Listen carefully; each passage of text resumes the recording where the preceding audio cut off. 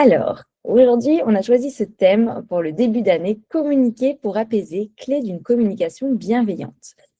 Car souvent, en fin d'année, en mois de décembre, commence on ressent le stress des adaptations, de tout ce qui s'est passé depuis le début de l'année.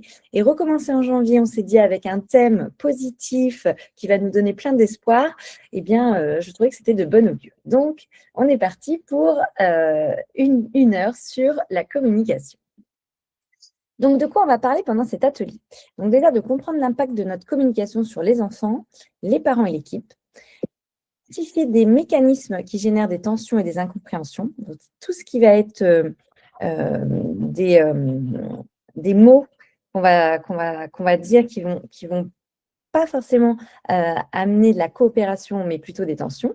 On va découvrir des outils simples de communication bienveillante qui vont être applicables immédiatement, dès cet après-midi, les tester pour renforcer un climat sécurisant et respectueux au quotidien auprès des enfants, auprès des parents et auprès des équipes. Alors, on commence sur pourquoi la communication est au cœur des métiers de la petite enfance. Nos métiers de la petite enfance, on parle beaucoup de tout ce qui va être coopération d'équipe, des protocoles, gestes professionnels, qui sont les bases de notre métier au niveau théorique, mais il y a un outil qu'on utilise tout le temps, sans qu'on ait vraiment conscience que c'est un outil, c'est la communication. Chaque jour, en fait, on va communiquer, on va échanger avec les enfants qui sont en pleine tempête émotionnelle, avec les parents qui sont parfois inquiets, pressés, épuisés, ou avec nos collègues qui font de leur mieux, comme nous, mais c'est parfois difficile parce qu'on est dans un contexte qui est très exigeant.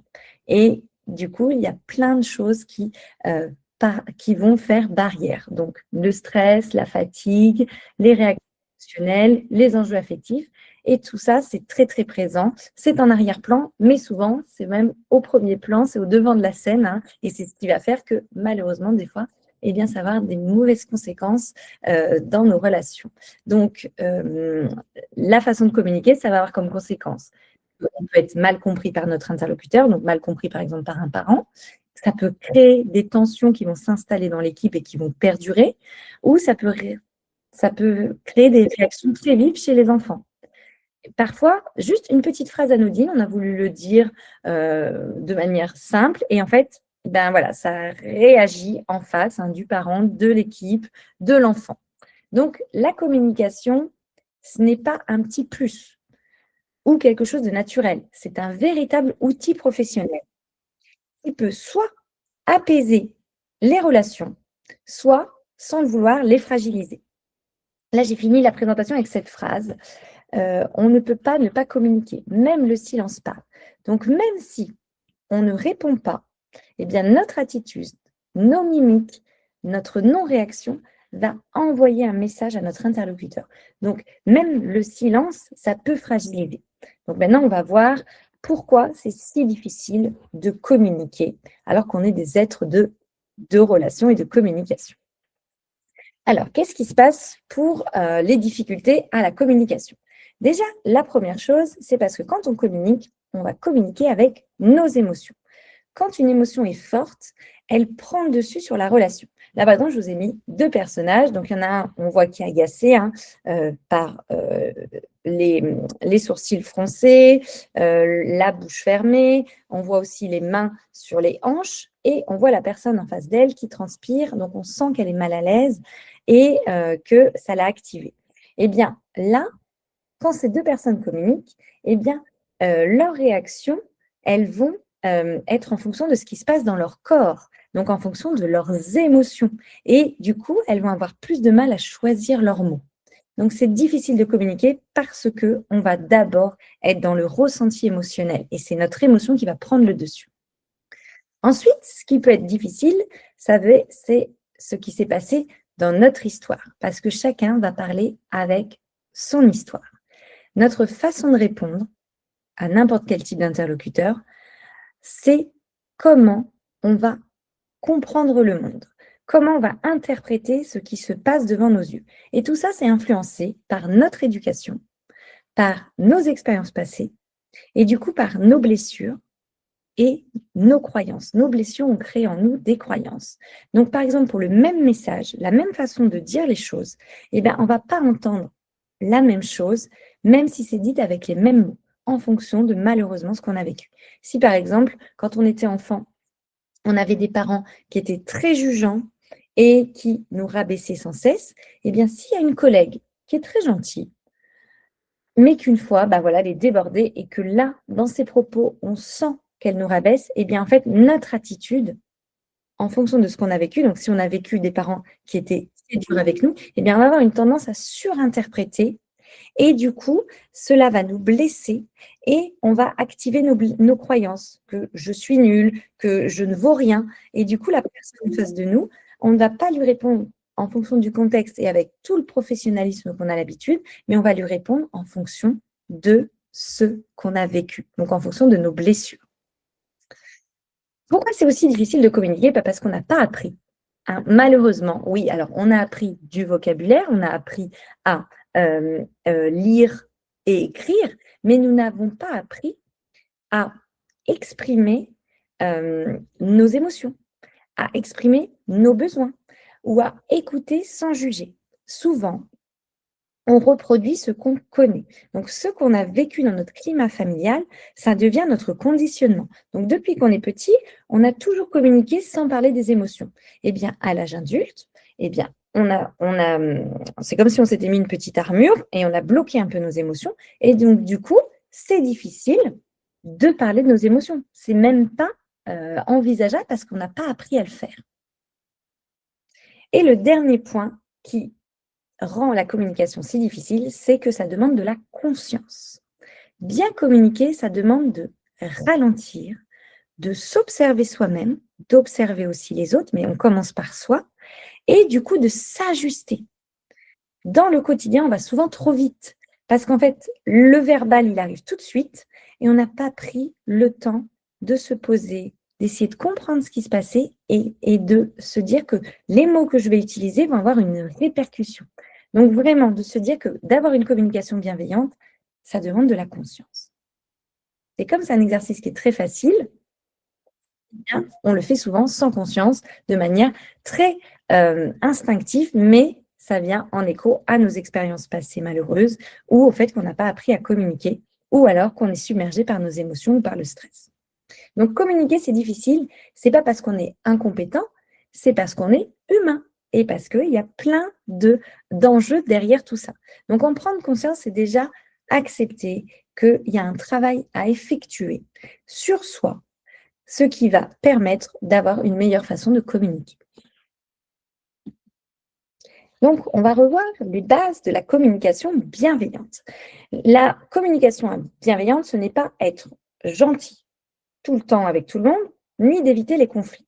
Ça, ce serait s'oublier soi-même. Et donc, du coup, ça serait amener des comportements qui vont être dits passifs-agressifs ou d'être une personne qui va ne pas pouvoir poser ses limites. Donc, les bases de la communication non violente, bienveillante, ce n'est pas d'être trop gentil ni d'éviter les conflits. C'est plutôt déjà de faire la différence entre l'intention et l'impact. Donc, souvent, quand on communique, aussi bien avec un adulte qu'un enfant, on a une bonne intention. Donc, on a une intention d'expliquer, d'aider ou de poser une limite ou poser un cadre. Mais l'impact, lui, il peut être vu de façon différente. Donc, l'impact, c'est comment la personne ressent notre explication, notre aide ou le cadre qu'on vient de poser. Eh bien là, l'impact que ça a sur la personne, c'est que la personne, elle peut se sentir jugée, elle peut se sentir incomprise ou elle peut se sentir attaquée. En communication bienveillante, on accepte de regarder l'impact de nos mots, même si l'intention était bonne. Donc ça, c'est vraiment très important quand vous êtes en communication avec n'importe quel interlocuteur. Si derrière, vous sentez que ça l'a activé, c'est que l'impact n'était pas le bon. Donc, l'intention, ça ne sert à rien de le donner. Oui, mais mon intention, c'était de faire ça. Là, on se justifie. Donc, c'est mieux de se recentrer sur l'impact et de se remettre en question, de se dire qu'est-ce que j'ai dit qui a fait que ça a dégénéré ou que l'autre s'est senti mal à l'aise. On n'est plus dans de la communication bienveillante à ce moment-là. La deuxième base, c'est d'aller chercher justement derrière le comportement, quel est le besoin fondamental qui n'est pas expliqué. Donc, si face à nous, on a par exemple un enfant qui crie, ou un parent qui s'agace, ou une collègue qui se renferme sur elle-même, eh bien, ça, ce sont rarement des attaques personnelles. Ce sont plutôt des signaux. La personne, elle est en train de nous dire, en signalant par le fait qu'elle s'agace ou si la collègue se referme, en se refermant sur elle-même, en se figeant, la personne, elle est en train de nous dire que un de ses besoins fondamentaux n'est pas satisfait. Ça peut être la sécurité, l'attention, le repos, le respect. Du coup, à ce moment-là, l'idéal, c'est de changer de regard, de changer de lunettes. Et au lieu de se dire, oh là là, comme elle réagit, elle exagère de réagir comme ça, plutôt se dire, mais qu'est-ce qui se joue, qu'est-ce qui se passe pour elle là, tout de suite? En fait, de mettre un petit peu des lunettes de détective et d'aller voir derrière le comportement de cette personne, quel est le besoin qui n'est pas assouvi. Parce que, comme je vous l'ai montré à la slide avant, souvent, on n'a pas appris à communiquer notre besoin. Donc, ce n'est pas un manque, ce n'est pas une attaque personnelle ou un manque d'intelligence, c'est juste que c'est un mécanisme que la personne n'a pas encore acquis. Et du coup, troisième base, ça va être de garder une posture qui est équilibrée entre écoute, respect, clarté et cadre. Donc, écoute, ça veut dire je cherche d'abord à comprendre ce qui se passe pour l'autre.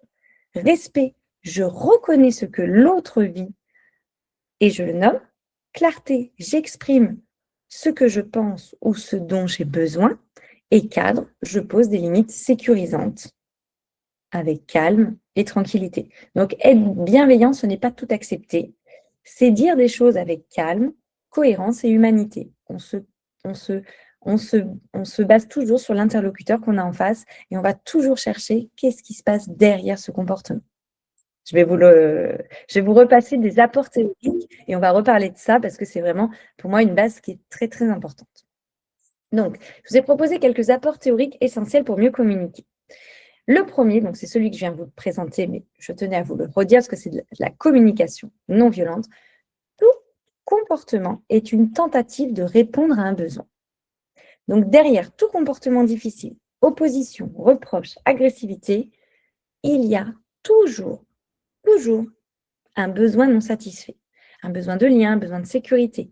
Mais c'est juste que à ce moment-là, notre interlocuteur, que ce soit aussi bien un enfant qu'un adulte, alors les enfants, c'est normal qu'ils n'arrivent pas du tout à exprimer leurs besoins. Les adultes, c'est qu'ils ont sûrement eu un passé ou des expériences difficiles. Mais notre interlocuteur, il n'a pas trouvé d'autres moyens, d'autres méthodes de nous le dire ou de nous montrer de quoi il a besoin, quel est ce besoin. Donc, nous, pour être dans une communication bienveillante, ça va être de changer notre interprétation et de ne pas se dire, mais là, il le fait exprès, mais plutôt, mais de quoi il a besoin. De dire que l'émotion précède le langage. Donc ça aussi, je vous en ai déjà parlé sur le langage, mais chez le jeune enfant, le cerveau émotionnel est le plus développé. Donc l'enfant, c'est le cerveau limbique qui se trouve derrière la boîte crânienne. L'enfant, il va réagir avec ses émotions. Parce que le cerveau rationnel, donc le cortex préfrontal, qui se trouve ici, il est encore immature. Vous savez, on dit l'âge de raison, c'est à partir de 7 ans. Donc jusqu'à, même plus, le cerveau se développe bien plus adolescent et jeune adulte, mais jusqu'à 7 ans, l'enfant n'est que dans son cerveau émotionnel. Donc, résultat, quand l'émotion est intense, elle est très forte, eh ben, le cerveau ne peut pas raisonner. Il n'y a pas de connexion entre le cerveau limbique et le cerveau rationnel. Eh bien, c'est pareil pour les adultes aussi. Quand les adultes sont en stress post-traumatique, donc ils ont vécu des expériences compliquées, eh bien, en fait, ça va être l'émotion qui va d'abord prendre le dessus sur le langage. Et du coup, le langage ne va pas être un langage qui va être réfléchi, adapté avec un cadre et cohérent. Donc, parler avec un enfant qui est en crise sans l'apaiser, c'est inefficace. Mais c'est pareil, quand on a compris que chez les enfants, il fallait prendre le temps d'accueillir, c'est pareil, l'adulte qui est sous l'émotion, essayer de l'apaiser essayer d'entrer dans une discussion sans reconnaître son émotion et l'apaiser, ça ne fonctionnera pas parce qu'en fait, il est dans son cerveau émotionnel. Le cerveau sous stress communique moins bien. Donc, quand on est sous stress, ça active nos réactions de survie. Donc ça va être notre cerveau reptilien, le même qu'on a en commun avec les animaux. On a 3 réactions pour perdurer l'espèce qui nous ont permis d'être là toujours aujourd'hui. Donc ça va être l'attaque, la fuite et le figement. Ces 3 réactions, quand on est dans cet état, on a une de ces 3 réactions, donc adulte comme enfant. Et du coup, quand on est dans cette réaction de stress, eh bien, on va moins bien entendre, on va interpréter mal ce qui se passe autour de nous et on va avoir des réactions qui sont impulsives. Donc, quelqu'un qui est sous stress face à nous, ou nous, si on est sous stress, ça ne sert à rien d'essayer de communiquer, de faire passer des messages, plutôt de dire « là, je ne peux pas t'expliquer tout de suite parce que là, je suis trop stressée » ou « là, je ne peux pas t'entendre, je suis désolée, là, le stress, il est vraiment trop présent ». Mais du coup, d'avoir conscience que sous stress, ça ne va pas être le bon moment pour communiquer, ou alors on va communiquer avec des phrases très courtes et on va limiter la casse. Il y a une chose aussi que je voulais vous dire par rapport au stress. Quand on communique, on a souvent 2 intentions. Donc là, je vous rappelais, je vous ai donné la différence entre intention et impact. L'intention, c'est souvent une bonne intention, mais l'impact, c'est comment la personne le reçoit. Eh bien, quand on communique, on veut soit avoir raison, donc on va se justifier, essayer de défendre ses propos, ou soit se relier à l'autre. Mais on ne peut pas faire les 2. Si on est enfermé dans « je veux avoir raison », eh bien, en fait, on va oublier de se relier à l'autre. Donc ça, c'est vraiment hyper important pour que en face, on se sente compris. Donc le 4e point, c'est se sentir compris apaise immédiatement. Le simple fait de reconnaître l'autre et de l'écouter va diminuer la tension. Donc si dans notre façon d'interagir avec l'autre, on veut se relier à l'autre, donc ça veut dire qu'on veut l'écouter, on veut le reconnaître, eh bien, en fait, ça va tout de suite apaiser. Alors que si on veut absolument lui faire comprendre notre point de vue et avoir raison, eh bien, ça ne va pas pouvoir apaiser la communication. Et le dernier point, c'est des mots. Les mots qu'on va dire peuvent activer ou apaiser le stress. Donc, certaines paroles, elles vont activer l'insécurité, comme par exemple des cris, des jugements, car ils sont perçus par le cerveau comme un danger. Le cerveau, malheureusement, il ne fait pas la différence entre un danger réel, donc un tsunami, un chien qui a la rage et qui va m'attaquer, donc là, un danger réel où je peux mourir, et un danger relationnel. Quand quelqu'un me parle mal ou me juge, eh bien, ça active le mode survie. Et du coup, c'est notre cerveau reptilien, attaque, fuite et figement, qui va prendre le dessus. Alors que, à l'inverse, quand on va nommer notre besoin ou l'émotion, eh bien, ça va apaiser le système nerveux. Donc, vraiment, les mots ont vraiment un impact très important. Donc, les mots, ce sont des signaux pour le cerveau. Ils peuvent déclencher l'alarme ou, au contraire, inviter au calme. Il y a un livre de communication non violente, si vous connaissez, les mots sont des fenêtres ou bien des murs. Je crois que c'est ça. Moi, je ne suis même plus sûre du titre. Si, je crois que c'est ça. Si vous l'avez, n'hésitez pas à le mettre dans le chat, mais ça résume tout à fait cette idée. Donc maintenant, on va voir un petit peu plus en détail les mots qui peuvent justement activer le stress, enfin les pièges courants qu'on utilise malgré nous. On le sait que ce n'est pas une bonne façon de communiquer, mais on le fait quand même. Donc, revoir qu'est-ce qui se passe pour notre interlocuteur quand on va être dans cette posture de jugement, menace, étiquette, injonction. Donc déjà, les jugements. Les jugements, c'est qu'on montre à l'autre personne qu'on sait mieux qu'elle qui elle est et ce qu'elle fait. Donc, la personne se sent jugée. Quand on va juger la personne en face de nous, ça va fermer le dialogue et ça va faire sentir à l'autre qu'il est fautif. Les menaces. Donc, toute menace active la peur. Notre interlocuteur, il va tout de suite sentir que si on est dans une menace, on active la peur et du coup, ça coupe la relation. Si tu ne fais pas ça, il n'y aura pas ça. En fait, ce n'est pas possible d'être dans quelque chose de coopératif quand il y a une menace. Les étiquettes. Les étiquettes, on enferme quelqu'un en disant « lui, il est comme ci, elle est comme ça ». Donc, elle fige l'interlocuteur, l'autre personne, dans un rôle qui empêche toute évolution. Les injonctions. Les injonctions, c'est « il faut »,« tu dois ». Donc, si on commence à dire, à parler à quelqu'un en lui disant « il faut que tu fasses ça », eh bien, ça va provoquer chez la personne soit une soumission ou soit une résistance. Donc, on va activer un enfant sage ou un enfant rebelle face à nous, plutôt que ce qu'il faudrait en communication bienveillante, la coopération. Donc, tout ce qui est injonction, c'est à enlever. C'est pas il faut que tu fasses ça maintenant. C'est d'après le planning, il est l'heure de nettoyer cette partie. C'est à qui de le faire. Est-ce que tu sais? Voilà, c'est pas plutôt que il faut ou je dois. Tout ce qui va être généralisation.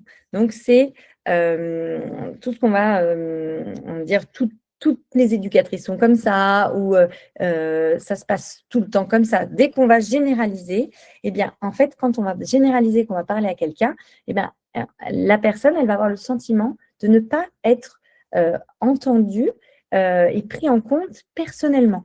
On la met dans un package et donc, du coup, ça peut activer des interprétations et des comportements d'opposition, de rébellion. Et le conseil, souvent on ne pense pas au conseil, mais lorsqu'on donne un conseil qui n'a pas été demandé, eh bien, il peut être perçu comme un message complètement négatif, parce que la personne, elle peut se dire, quand on lui donne un conseil, c'est comme si on lui disait « tu n'es pas capable de trouver par toi-même. Si j'étais pas là, tu n'y arriverais pas. » Donc, en fait, ceci, c'est un jugement déguisé. Quand on donne un conseil, c'est comme si on se positionnait comme sauveur et qu'on mettait l'autre dans une posture de victime. Et du coup, la personne, quand elle se sent victime, c'est qu'elle se sent je suis nulle. Là, la façon dont il me parle, s'il me dit ça, c'est parce que moi, sans lui, je n'arriverai pas à trouver. Donc, ne pas donner de conseils aux collègues, aux parents, sans qu'il n'y ait une demande. Et c'est pareil pour les enfants, plus ils grandissent, plus ils vont nous répondre en nous disant « mais je t'ai rien demandé, mais je sais faire tout seul ». Donc de dire « est-ce que tu veux que je t'explique ou est-ce que tu as besoin d'un conseil ?» De toujours formuler une demande avant de donner un conseil. Ça va aider pour éviter les interprétations et les surréactions de l'interlocuteur. Alors, maintenant, on va voir un petit peu plus des outils pour avoir du coup cette communication bienveillante. Donc déjà, l'importance de prendre soin de soi pour mieux communiquer. Déjà, ça passe par nous. Vous vous rappelez, dans la première slide, j'ai dit, les bases, c'est d'avoir conscience. Donc, d'être en conscience de notre communication, nos difficultés à communiquer. Et du coup, vous pouvez avoir un impact sur, maintenant, je veux me positionner différemment. Donc déjà, ça va être de réguler le stress. Donc ça, c'est un vrai sujet. Là, je vous en parle très rapidement, mais j'ai animé un atelier. Vous pourrez le retrouver en replay sur la gestion du stress. Mais sous stress, on parle plus vite, on parle plus fort et on n'a plus la capacité de réfléchir. Donc, retrouver son calme intérieur, ça va éviter des réactions impulsives. Donc, dès que vous sentez que c'est des journées où vous êtes sous stress, essayez le maximum de vous recentrer sur vous et de ne pas ouvrir sur des sujets compliqués ou des transmissions difficiles, d'être plus dans l'écoute et l'accueil en se disant « là, je suis trop stressée pour ouvrir ce genre de communication aujourd'hui ». Reconnaître ses émotions. Les reconnaître, ça permet d'éviter qu'elles débordent. C'est développer son intelligence émotionnelle. Une pro qui s'écoute, qui sait reconnaître ses émotions, elle saura plus facilement exprimer ses besoins et elle sera plus juste dans sa posture et dans sa relation avec les autres. Donc, c'est essentiel déjà de commencer par prendre du recul sur ses réactions émotionnelles et savoir les nommer, les reconnaître et les nommer. Préserver son énergie, très, très important, parce qu'on travaille auprès d'enfants. Et quand on est auprès d'enfants, en fait, ça demande une énorme implication affective. Donc, ce sont des petits puiseurs d'énergie, les enfants. Donc, éviter d'aller aussi donner son énergie dans la résolution de conflits, dans la surstimulation. En fait, c'est essentiel de ne pas s'épuiser et de savoir à quel moment je fais quoi? Et du coup, de prioriser son action et de garder son énergie. Donc, se poser par moment quand il y a un gros climat anxiogène, peut-être d'arriver dans la pièce et de se poser quelques secondes, préserver son énergie, respirer et se dire comment je vais agir. Toujours avoir un petit temps, vous voyez, comme un super-héros qui va qui va aller faire quelque chose, enfin qui va aller sauver, je ne regarde pas trop les films de super-héros, mais je prends cet exemple quand même, ça me parle. Avant d'aller résoudre le problème, eh bien, il va se faire un plan. Donc, il va se dire par où je vais passer, comment je vais faire. Donc, il va se poser pour préserver son énergie et pas être dans tous les sens. Mais c'est pareil pour nous, les professionnels. Donc, prendre notre pause, réfléchir, choisir le bon moment, éviter de faire des activités à gogo, éviter d'être tout le temps dans le rangement, éviter d'être tout le temps sur le qui-vive et aller vers toutes les transmissions ou aller voir dès qu'il y a un conflit. On prend et on garde son énergie. Préserver les conflits. Donc, prévenir, pas préserver, prévenir les conflits. Poser ses limites et exprimer son besoin, ça va limiter l'escalade de tension. Ça va limiter les non-dits et les malentendus. Et c'est ça qui crée malheureusement beaucoup de conflits dans les équipes. Donc, vraiment, essayez au maximum de poser vos limites en exprimant vos besoins. Développer une posture pro. Donc, c'est vraiment de réfléchir avec quelles sont mes valeurs et d'être aligné avec vos valeurs. Moi, quand je viens au travail, je sais que je travaille parce que je veux accompagner les enfants, développer leur autonomie et je veux prendre soin d'eux. Donc, je travaille dans cette direction.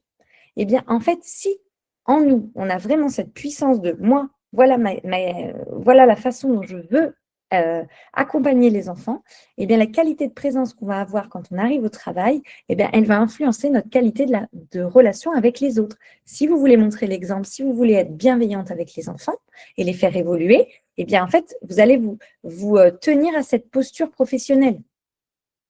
Et ça, c'est très important de repenser à pourquoi je travaille, quelles sont mes valeurs profondes et qu'est-ce que je veux impulser comme dynamique quand je communique avec les gens. Donc, ça commence déjà par soi et être dans cette posture professionnelle. Et aussi, donner l'exemple. Ça va être les neurones miroirs. Vous savez, quand on a un comportement, les personnes en face de nous qui nous regardent, ça active les mêmes connexions neuronales dans le cerveau, même si elles ne font pas l'action. Donc, en prenant soin de votre posture, en respectant vos limites, en exprimant vos besoins, en exprimant vos émotions et en communiquant avec respect, l'interlocuteur en face va pouvoir modéliser sur vous. On enseigne davantage par ce que l'on est que par ce que l'on dit. Donc, n'hésitez pas à être dans une posture de modélisation avec une communication bienveillante parce que vous allez projeter ça sur les personnes qui sont autour de vous. Alors, maintenant, on va voir plus en détail des outils pour chaque interlocuteur. Donc, on va commencer par les enfants, ensuite par les parents et on va finir par l'équipe. Donc, mieux communiquer avec les enfants. Déjà, ça va être, première chose, mettre des mots sur les émotions. Ça, c'est quelque chose que vous entendez, mais je le redis parce que c'est vraiment pour moi une base essentielle. Ça aide l'enfant à se sentir compris. On lui apprend petit à petit à reconnaître ce qu'il ressent.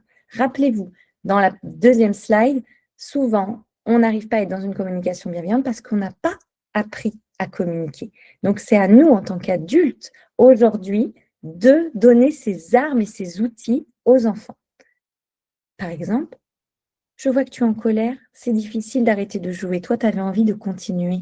On fait de l'empathie, on accueille, on exprime. Poser un cadre sans crier, sans menacer. Le cadre, ça rassure l'enfant. Il sait ce qui est attendu, ce qui est autorisé, ce qui ne l'est pas. Quand il est posé avec calme et fermeté et constance, ça veut dire qu'on est cohérent et que tout le monde pose le même cadre, crier ou menacer, ça amène la peur. Donc, ça n'amène pas à la coopération. Quand on pose un cadre, on l'a réfléchi et on en a parlé en équipe. Alors, si on travaille toute seule, on l'a réfléchi et on l'a posé sur notre projet d'accueil. Mais du coup, quand on l'exprime, on est sûr de nous. Par exemple, un enfant qui tape, je ne peux pas te laisser taper, je suis là pour t'aider et on va le dire autrement. On adapte son langage. Donc, un message qui va être trop long ou trop abstrait, ça ne va pas être compréhensible pour l'enfant. Donc, il faut choisir un langage qui va être adapté à ses capacités affectives et où il en est dans son développement global. Donc, on va choisir des phrases qui sont concrètes et courtes et on va les répéter parce que comme ça va faciliter la coopération et la compréhension de l'enfant. Et on adapte aussi avec des gestes. Là, je vous ai mis une personne qui fait un petit mouvement avec sa main. c'est très important aussi la communication non verbale, surtout pour des petits, car ils vont beaucoup regarder ce qui se passe dans le corps, comme ils sont dans leur cerveau émotionnel, donc nos mimiques et nos mouvements. Donc, on accompagne notre langage avec nos gestes. Par exemple, si on va dehors, les chaussures ici, tu les mets et on va dehors. Et on répète du même ton. On met les chaussures et on va dehors. Et utiliser la co-régulation. Donc, ça consiste à aider l'enfant à s'apaiser en restant soi-même très calme, très présent et disponible pour l'enfant et sécurisant. Donc, l'adulte, dans ces moments où l'enfant est en difficulté, c'est un repère qui va permettre à l'enfant de retrouver son calme et de gérer progressivement ses émotions. Par exemple, un enfant qui est en colère, je vois que tu es en colère. Je suis là pour toi, je reste avec toi. On reprend une grande respiration ensemble? T'es d'accord? Allez, on y va. C'est ça, vraiment, utiliser la co-régulation, c'est d'abord d'être tranquille soi-même. Donc, avant d'accompagner un enfant qui est dans une tempête émotionnelle, si nous, on est sous stress, on va aller respirer calmement, boire un petit verre d'eau, se recentrer sur « je suis au travail, là, je suis là pour accompagner, c'est quoi mes valeurs professionnelles ?» On se recentre sur l'essentiel et là, on accompagne l'enfant avec cette attitude zen et tranquille. Donc voilà pour mieux communiquer avec les enfants. Maintenant, on va parler de la communication avec les parents. Donc la première chose, ça va être le laisser le temps de parler. Donc on va laisser on va prendre le temps de les écouter sans interrompre les parents. On a l'habitude dans nos professions d'aller très très vite et de tout de suite percuter, d'être hyper vigilante de qu'est-ce qui se passe à tel moment et d'agir rapidement. Eh bien, en fait, quand on est dans la communication, dans les moments de familiarisation, les moments de transmission, là, on n'a plus besoin de cette posture de rapidité. Mais en fait, c'est un peu un engrenage. Donc, essayez à ce moment-là de vous mettre dans une posture d'écoute. On va écouter jusqu'au bout, sans corriger, sans répondre à la hâte ou sans se justifier, ni trouver des solutions rapides, ni rassurer, mais plutôt de prendre le temps de vérifier auprès du parent si on a bien compris ce qu'il voulait nous dire. Si j'ai bien compris, là, ce que vous me dites, c'est que vous êtes inquiet. Parce que tous les matins, quand vous partez, votre enfant, vous le voyez pleurer. C'est quoi qui vous inquiète le plus? Au lieu de répondre tout de suite, ah non, mais vous inquiétez pas, dès que vous partez. Non, ça veut dire qu'on rassure, mais qu'on n'est pas dans l'écoute sans interrompre. Donc vraiment, pour avoir une communication sans tension, on laisse à l'interlocuteur l'espace d'exprimer ce qu'il se passe. On accueille les émotions sans se justifier ni se défendre. Reconnaître l'émotion de l'autre, ça apaise souvent la situation, même si on est en désaccord. Si on se justifie, eh bien ça va renforcer la tension et ça va alimenter le conflit. Rappelez-vous, tout à l'heure, je vous ai dit, on communique soit pour avoir raison, soit pour être dans la relation. Donc, si on se justifie, si on essaye de se défendre, on est dans le débat. On essaye d'avoir raison. Et donc, du coup, on est plus centré sur ce qui se passe. Et on est professionnel. C'est à nous d'avoir une attitude impeccable et une communication bienveillante. Donc, quand le parent s'agace, par exemple, de lui dire « Je comprends que cette situation vous mette en colère. Et je l'entends et c'est légitime. » Et c'est OK. Formuler un message clair et respectueux. Donc, dire les choses à notre interlocuteur avec des faits observables. Donc, de rester très factuel et de ne pas être dans le jugement. Ça permet à la personne d'entendre le message. La clarté, elle va protéger la relation et la posture professionnelle.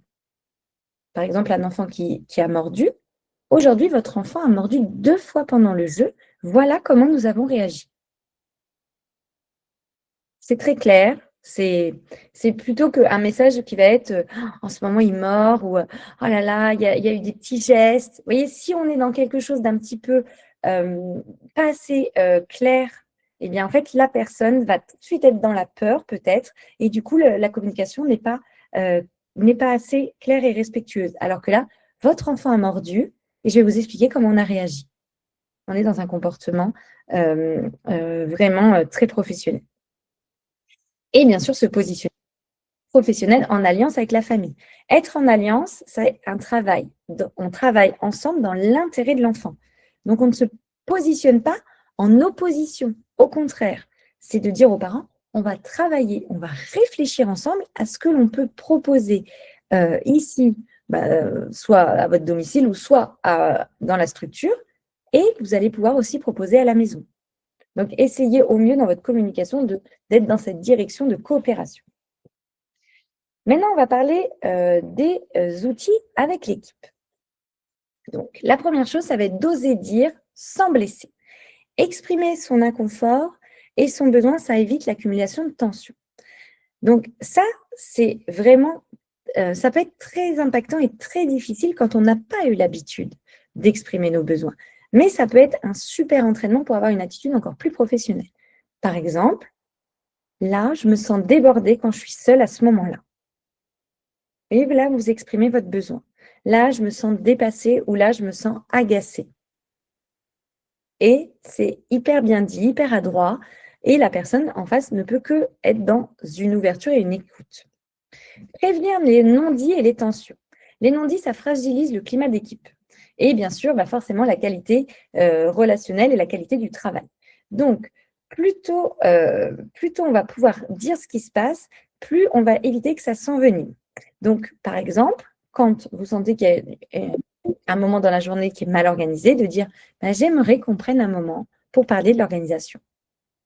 Quand on sort dans la cour ou de l'organisation du dortoir, plutôt que d'aller voir une autre collègue et de lui dire « Oh là là, t'as vu, quand je suis avec Elisabeth, ça se passe toujours mal, parce que dès qu'on rentre dans le dortoir, elle allume les lumières. » Du coup, ça ne sert à rien et ça ne va pas apaiser les tensions. Favoriser une communication coopérative. Donc, c'est chercher des solutions ensemble qui vont renforcer la cohérence et la coopération. Donc, ça remplace le rapport de force. Et c'est vraiment malheureusement ce qui se passe parfois dans les équipes où il y a toujours quelqu'un qui veut l'idée, qui veut prendre la position de leader et du coup qui ne va pas être dans cette coopération. Donc, ce serait plutôt d'aller ouvrir le dialogue de comment on pourrait se positionner autrement pour que ce soit plus fluide en ce moment, ou comment toi tu vois les choses. On pourrait peut-être faire une réunion pour en parler, parce que là, en ce moment, il y a pas mal de conflits par rapport, par exemple, au doudou. J'ai vu qu'il y en avait qui le mettaient dans le coin calme, d'autres qui le rangeaient, d'autres qui le mettaient en hauteur. Donc moi, j'aimerais que chacune puisse exprimer son point de vue et qu'on en discute peut-être autour d'une réunion avec un brainstorming, comme là, je vous ai mis sur la fiche. Et garder une posture adulte. Donc ça, c'est le résumé, mais qui va fonctionner pour tout, mais je trouve que c'est très important de le redire pour l'équipe.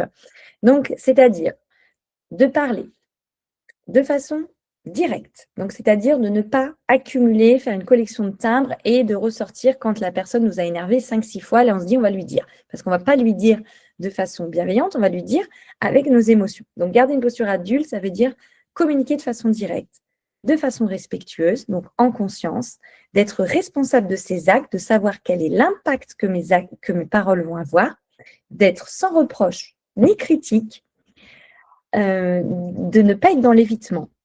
On y va. Et on assume sa part de responsabilité et on pose ses limites. Voilà pour la communication avec l'équipe. Alors, ça, c'est des outils que j'ai déjà un petit peu présentés, mais je vous les redonne parce que ça va vous aider dans toutes vos communications. La première chose, c'est d'utiliser le message en jeu. Ça permet d'exprimer son ressenti sans accuser l'autre. On n'est pas sur « tu as mal fait », par exemple, « j'étais seule », toi, tu étais déjà parti en pause. Non, je me suis sentie débordée au moment du coucher. Je me sens irritée quand les enfants courent partout, j'ai besoin d'aide pour les canaliser. On parle de soi. Utiliser des questions ouvertes. Ça invite l'autre à exprimer son point de vue. Une question ouverte, c'est l'inverse d'une question fermée. Une question fermée, on va répondre par un mot, par oui ou par non. Et du coup, on ne va pas ouvrir la coopération. La question ouverte, on n'impose pas une réponse précise. Comment tu te sens face à cette situation? Qu'est-ce que toi, tu as envie de faire? Ou qu'est-ce que tu te dis de cette situation? On ouvre le dialogue. Et c'est pareil avec les parents. Qu'est-ce que vous en pensez, vous? Quand ils pleurent le matin, qu'est-ce que vous avez envie de faire? Et pas, oh, mais là, à ce moment-là, c'est très important que vous lui disiez au revoir. Vous voyez, on ferme. Écoute active. Écoute active, ça veut dire écouter vraiment ce que dit l'autre personne en face de nous. Parce que l'objectif, ça va être de reformuler ce qu'il a dit pour montrer à l'interlocuteur qu'on a compris, mais aussi pour vérifier que le message est bien passé et qu'on a bien compris aussi son émotion. Donc, de dire, si je comprends bien, tu es frustré car tu voulais finir l'échange avant de prendre ta pause. C'est bien ça que tu me disais? Oui, c'est ça, mais il y avait aussi que… Ah, d'accord. Donc là, ce que tu me redis, c'est que en plus… Donc, vraiment, écoute active, c'est un outil qui va être très, très important à utiliser pour être dans cette communication bienveillante. Et observer sans juger. Donc ça, c'est sortir des interprétations. Ça veut dire que quand on observe, on va décrire factuellement ce qu'on voit. Qu'est-ce qui s'est passé concrètement? Et on ne va pas mettre d'interprétation ni d'étiquette sur ce qui se passe. Donc, par exemple, je vois que les blocs sont renversés sur le sol et que là, ça va être difficile de circuler. On reste factuel. Plutôt que ah, mais qui a renversé les blocs? Oh là là, tout le monde va tomber, mais vite, mais ah, arrête de passer là. Vous voyez, une observation qui va être plus factuelle. Les blocs sont au sol, c'est difficile de circuler. Donc voilà pour les outils principaux. Et là, je vous ai fait un résumé d'un petit peu tout ce que j'ai pu distiller pendant cet atelier. Donc, ce que vous pouvez changer dès demain, dès cet après-midi, dans votre communication. Déjà, première chose, ralentir avant de parler. On l'a vu, quand on parle très très vite, on peut être dans le stress, dans l'émotion, et du coup, il peut avoir des mauvais mots, des mauvaises interprétations. Donc, prendre un instant pour respirer, ça permet de répondre calmement plutôt que de réagir sur le coup de l'émotion. Et en plus, on prend du recul et on réfléchit à l'impact de ce qu'on va dire. Décrire les faits sans juger. Donc, dire ce que l'on observe, et ce que l'on observe exactement, ce qu'il y a devant nos yeux. Ça permet d'aider l'autre personne à comprendre sans se sentir attaqué. Nommer l'émotion. Donc, nommer notre émotion afin de donner une consigne. Reconnaître. Alors, pas nommer notre émotion, c'est après exprimer ce que je ressens. Nommer l'émotion de l'interlocuteur. Donc, nommer l'émotion de l'adulte ou de l'enfant en face de nous, ça va permettre d'apaiser directement et de pouvoir ouvrir sur une communication coopérative. Exprimer ce que je ressens et ce dont j'ai besoin sans accuser. Donc, parler en jeu. On clarifie ce qui se passe tout en étant respectueux de l'autre. Donc, on est dans une communication qui va être dite assertive. Si vous avez du mal à exprimer ce que vous ressentez, n'hésitez pas aussi à regarder cet atelier sur la communication assertive. Et dire non. Dire non sans crier et exprimer brièvement et rester cohérent. Donc, poser un cadre avec calme et constance, ça va rassurer et ça va structurer la relation. Tous ces petits ajustements dans votre manière de communiquer peuvent profondément transformer votre climat relationnel. Et pour finir, je vous ai noté cette petite phrase. Communiquer avec bienveillance, c'est d'abord prendre soin de la relation avant de vouloir corriger le comportement. Donc, alors, dès demain, n'hésitez pas à vous poser la question, quelle relation suis-je en train de construire avec mes mots?